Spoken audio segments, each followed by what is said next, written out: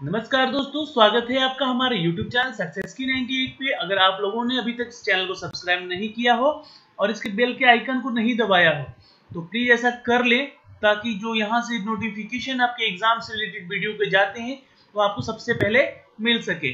तो दोस्तों, अभी तक हम लोगों ने 34 क्विज कर लिए हैं लाइफ साइंस से, यानी कि जीव विज्ञान से 34 क्विज कर चुके हैं। और ध्यान दीजिएगा, जितने भी क्यूज हुए हैं वो उसमें 1 to 30 नंबर तक की क्यूज जो है वो आपके सिलेबस से रिलेटेड है, और 31 से लेकर और ये आज का जो 35 नंबर का क्यूज है ये क्विज हो रहा है आपके प्रीवियस पेपर का, ठीक है, जिसमें कि आपके प्रीवियस पेपर के क्वेश्चन होते हैं प्लस ल्यूसेंट के कुछ क्वेश्चन आ रहे हैं, ठीक है। ल्यूसेंट का बुक फॉलो कीजिए आप लोग अगर ज्यादा क्वेश्चन चाहिए तो, क्योंकि देखो जितना क्वेश्चन अभी तक आप लोगों को मिला है वो सफिशिएंट है, ठीक है, सफिशिएंट है। यानी कि हमारे जो चैनल पे जितने क्विज आप लोगों को मिल गया है उसमें करीब करीब 650 क्वेश्चन आप लोग पढ़ चुके हैं जीव विज्ञान के, और उससे आगे रिलेटेड अगर कुछ क्वेश्चन पढ़ना है तो लूसेंट का बुक को फॉलो कीजिए, उससे ज्यादा कुछ नहीं पूछेगा, ओके। और प्रीवियस ईयर लूसेंट का क्वेश्चन और कुछ गाइड से भी हम लोग क्वेश्चन लाके आपको यहाँ दे रहे हैं, ताकि आपके एग्जाम में कोई ऐसा क्वेश्चन ना आ जाए जो आपसे छूट जाए वहां पे। चलिए तो शुरू करते हैं आज का वीडियो, क्विज नंबर 35। हमारे साथ बने रहिएगा लास्ट तक, और जिन बच्चों को आंसर देने का इच्छा होगा वो कमेंट बॉक्स में जरूर कमेंट करते रहिए आंसर को, ठीक है। और वीडियो को शेयर कर दीजिएगा अपने दोस्तों में, अपने फ्रेंड्स फेसबुक पे, अपने व्हाट्सएप ग्रुप में, ताकि दूसरों को भी ये वीडियो मिल सके और वो अपनी तैयारी अच्छे से कर सके और हमसे जुड़ सके। तो ये देखिए आज का हमारा जो सवाल है कि who is the known as the father of taxonomy. Taxonomy जो है वो रिलेटेड है टैक्सोलॉजी से, ठीक है। यानी कि ये क्या होता है, the branch of science concerned with the nature. जी हाँ, ये एक ऐसा साइंस है जो कि नेचर के बारे में इसमें स्टडी किया गया है, ठीक है। नेचर के बारे में स्टडी करते हैं तो उसे हम टैक्सोनॉमी कहते हैं, ठीक है। तो इसके जो फादर कहे जाते हैं, यानी कि इसका जो जनक है, इसके बारे में खोज किया है, वो कौन थे, तो वो थे लिनस, ठीक है। नाम याद रखिएगा, लिनस है उनका नाम, और कमेंट कीजिएगा इसका आंसर अगर आपको पता होगा तो। चलिए, binomial nomenclature was introduced by binomial nomenclature was introduced by which तो कैरलस लिनियस, हुक्सले, डेविस या जॉन रे। तो आंसर आपको पता है तो जरूर आंसर कीजिएगा। चलिए जल्दी से जल्दी फटाफट आप लोग आंसर कर सकते हैं तो जल्दी से जल्दी कीजिए। आपके पास हैं सिर्फ 10 सेकेंड, फिर मैं इसका आंसर बताऊंगा ही आपको। चलिए, इसका आंसर है बी, यानी कि ह्यूक्लस, ठीक है, ह्यूक्लेस इज द राइट आंसर, जो इनसे इंट्रोड्यूस कराया था। तो ये बाइनोमियल न्यूमेरिकल्चर जो है ये रिलेटेड है कौन से प्लांट, ये प्लांट से रिलेटेड है। जी हाँ, ये यानी कि जो वनस्पति विज्ञान है उनसे ये रिलेटेड है, ठीक है। कौन, तो बाइनोमियल नोमेनक्लेचर वाज इंट्रोड्यूस, तो ह्यूक्सले इसका आंसर है। और ये जो चैप्टर है यानी इनकी जो टॉपिक है ये प्लांट से रिलेटेड है, ओके। किसी स्पीसीज के बारे में इसमें डिस्कशन किया गया है, ठीक है, स्पीसीज के बारे में, जो कि इसका साइंटिफिक नेम दिया गया बाइनोमियल नोमेनक्लेचर, ठीक है। चलिए, ये लिविंग थिंग के बारे में, जी हाँ, प्लांट लिविंग थिंग है, स्पीसीज लिविंग थिंग है, इसमें इसके बारे में स्टडी किया गया है, इसलिए इसको नोमेनक्लेचर इसका एक बायोलॉजिकल टर्म नेम दिया गया है। तो किसके द्वारा, तो हुक्सले द्वारा, ओके। चलिए अगला सवाल, the famous book of Systema Naturae. चलिए, जिन बच्चों को आंसर पता है जल्दी जल्दी आंसर कीजिए। सिस्टेमा नेचर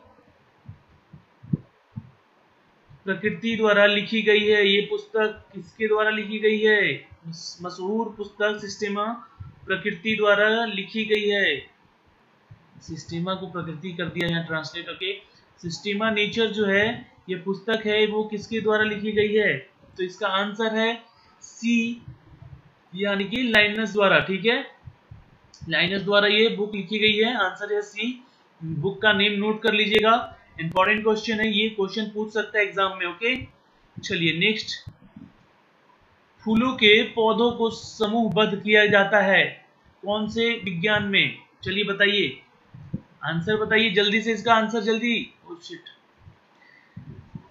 चलिए आंसर पता है तो जल्दी से कमेंट कीजिए।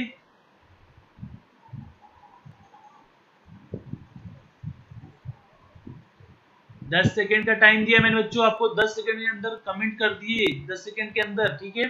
और जो बच्चे हमसे अभी जुड़ रहे हैं वो प्लीज चैनल को पहले सब्सक्राइब करें, फिर बेल के आइकन को जरूर दबा लें ताकि जो नोटिफिकेशन है आपको सबको मिल सके इस वीडियो का। और कुछ प्रॉब्लम हो रही है यूट्यूब की तरफ से, जो हमारे नोटिफिकेशन नहीं जा पाते हैं वीडियो के, तो आप लोग प्लीज ओपन करके एक बार जरूर देख लें पूरे क्वेश्चन को। फूलों के पौधों के समूहबद्ध किया जाता है। Flowering plants are grouped under cryptogams, phanerogams, bryophytes या पेड्रिटोफाइट्स। चलिए आंसर पता है तो जरूर आंसर कीजिएगा।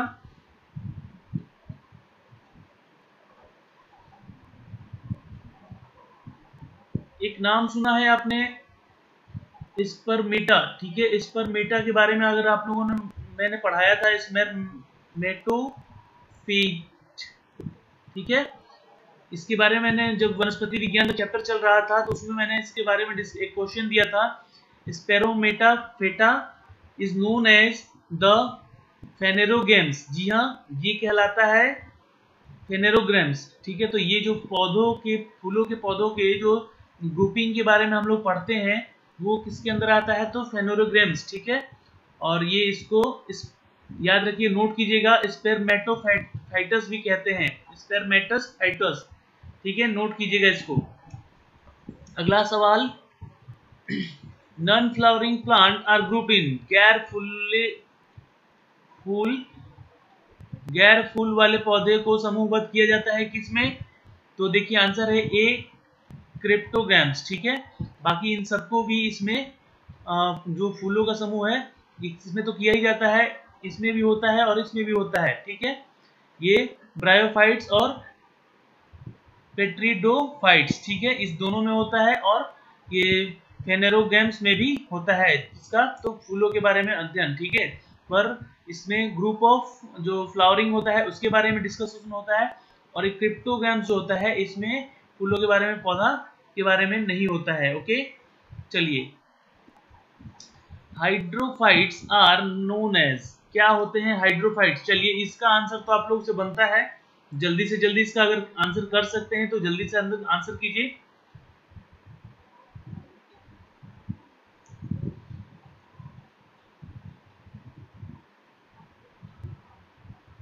चलिए इसका आंसर मैं बता दूं, हाइड्रोफाइट जो है ये एक प्लांट से रिलेटेड, एक तो पहला चीज, ठीक है। पर ऑप्शन में तो आपको प्लांट तीनों में दे रखा है, पर ये जो है एक्वेटिक प्लांट होते हैं, ठीक है। एक्वेटिक प्लांट्स होते हैं, और plant that adopt to living aquatic environment, they are also refer to the hydrophytes. जी हाँ, ये जो एक्वेटिक प्लांट होते हैं ये हाइड्रोफाइटस होते हैं, हाइड्रोफाइटस के ग्रुप में आते हैं। कौन? Aquatic plant. एक तरह का ये फूल होता है, कमल का फूल जैसे कह सकते हैं इसको। जी हाँ, कमल के फूल को भी एक्वेटिक प्लांट्स के अंडर में लिया जाता है, ठीक है। तो hydrophytics are known as aquatic plants. Okay, चलिए, the non green heterotrophic plant, note कीजिएगा, ऑफ प्लांट किंगडम आर, पौधे के साम्राज्य के गैर हरे रंग के हेट्रोफाइट्स पौधे क्या कहलाते हैं?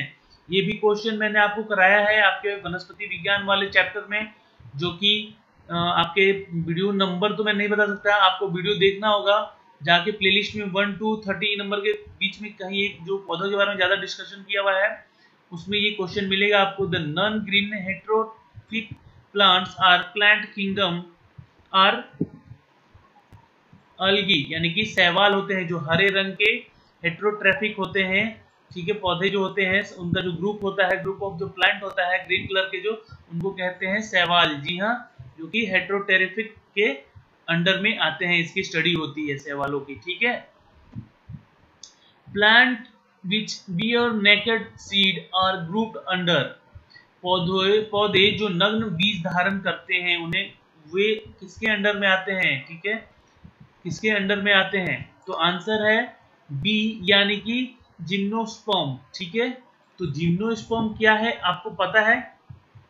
जिनको देखो, अगर इसका आंसर सबको अगर पता है तो प्लीज बताते रहें। जिम्नोस्पर्म जो होता है एक तरह का ये प्लांट होता है, ठीक है, एक ग्रुप ऑफ जो प्लांट होता है जो कि बीजों के ग्रुप से प्रोड्यूस होता है ये, ठीक है, बहुत सारे बीज होते हैं उसके ग्रुप से ये प्रोड्यूस होता है। कौन? जिम्नोस्पर्म। ओके, याद रहेगा आपको आंसर। चलिए अगला सवाल, modern classification is based on, आधुनिक वर्गीकरण जो किस पे आधारित है? ये आंसर तो आप लोगों से बनता है, अगर आंसर पता है तो जल्दी से जाके कमेंट कीजिए, ठीक है, कमेंट कीजिए सभी बच्चे, फटाफट कमेंट कर दीजिए। चलिए बताइए, तो मॉडर्न क्लासिफिकेशन जो है वो बता दूं, वो है फिलोजेनी, ठीक है, या इसको कह सकते हैं साइलोजेनी। ओके, जाइलोजेनी कह सकते हैं इसको। तो ये जाइलोजेनी है क्या?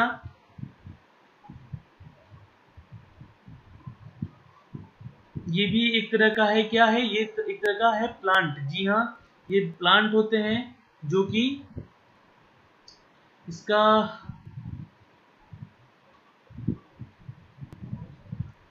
ये प्लांट होता है, ठीक है। ये modern classification is based on physio psycho sorry phylogeny, ठीक है। फिलोजेनी जो है ये एक तरह का स्टडी ऑफ प्लांट है, ठीक है, स्टडी ऑफ प्लांट।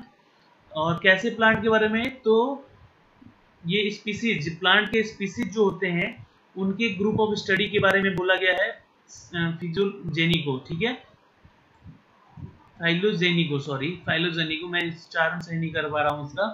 ओके, चलिए तो इसका आंसर है बी, ठीक है, आधुनिक वर्गीकरण पर आधारित है। कौन? तो फाइलोजेनी।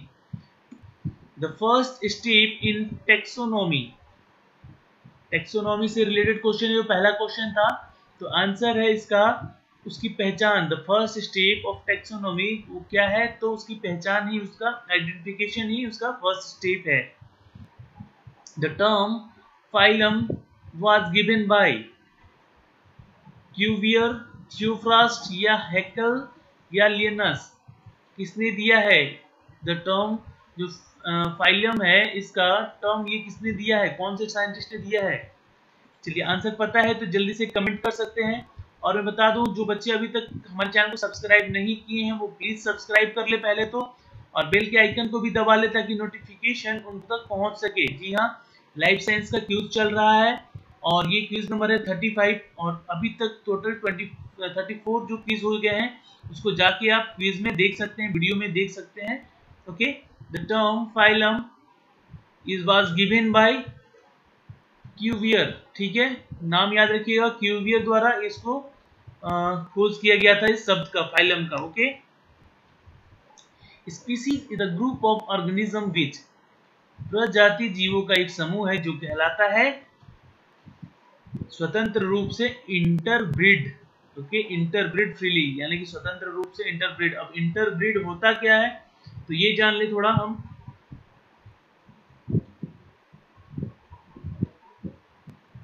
इंटरब्रीड जो होता है ये होता है एनिमल्स के बारे में। जी हाँ, animals, the reference to the animal breed, और इसको कह सकते हैं कॉज ऑफ, ठीक है, cause to the breed with the another of the different race of species. जो किसी एनिमल के स्पीसीज के बारे में, जो अलग अलग स्पीसीज के बारे में जानकारी दे वो इंटरब्रीड कहलाता है। ओके, तो प्रजाति जीवों का एक समूह जो है वो स्वतंत्र रूप से इंटरब्रीड है, ठीक है, interbreed freely. Natural system of classification is based on, वर्गीकरण की प्राकृतिक प्रणाली पर आधारित है। कौन? चलिए आंसर कमेंट कीजिए फटाफट, आंसर अगर आपको पता है तो कमेंट कीजिए।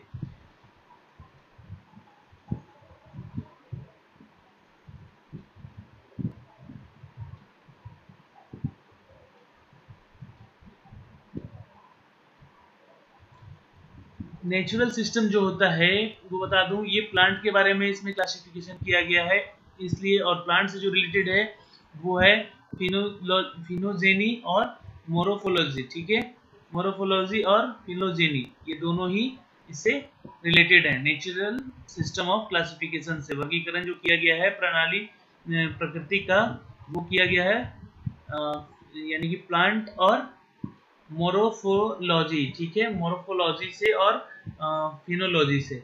तो अभी हमने फिनोलॉजी के बारे में पढ़ा।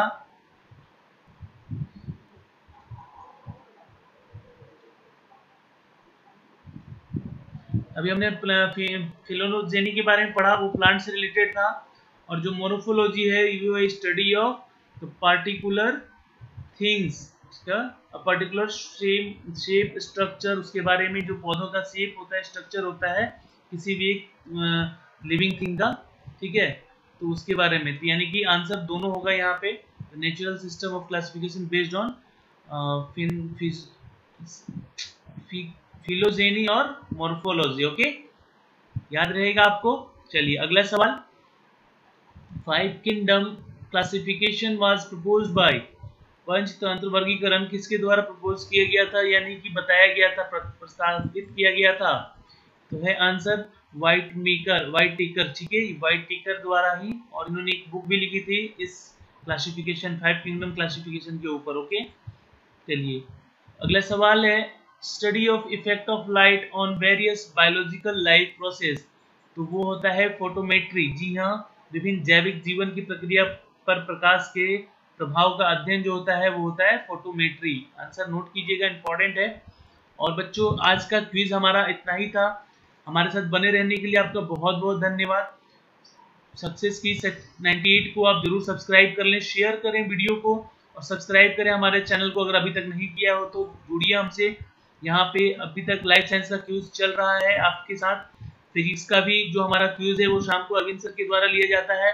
जीतू सर की जो क्लासेस आती है मैथमेटिक्स की, वहाँ भी शाम को 7 से 7:30 के बीच में आप देख सकते हैं, मैथ्स की क्लासेस होती हैं और स्ट्रेटेजिक वीडियो भी बनाए जाते हैं जीतू सर के द्वारा, ठीक है। तो आप सभी हम लोगों से जुड़े रहिए, आपके लिए हम सब तत्पर हैं, आपके एग्जाम के लिए, और तैयारी में लगे रहिए। कोई दिक्कत हो प्लीज़ कमेंट कीजिए वीडियो में, आपको जो चीज़ नहीं समझ में आ रहा है। और वीडियो में तो बोलूँगा, जो बच्चे 1 to 30 वीडियो देखे हैं वो खुद से ही इसका आंसर कर सकते हैं, क्योंकि ये सारे क्वेश्चन आए हुए हैं एग्जाम में तो रिपीट हो रहे हैं। तो क्वेश्चन आपके एग्जाम से रिलेटेड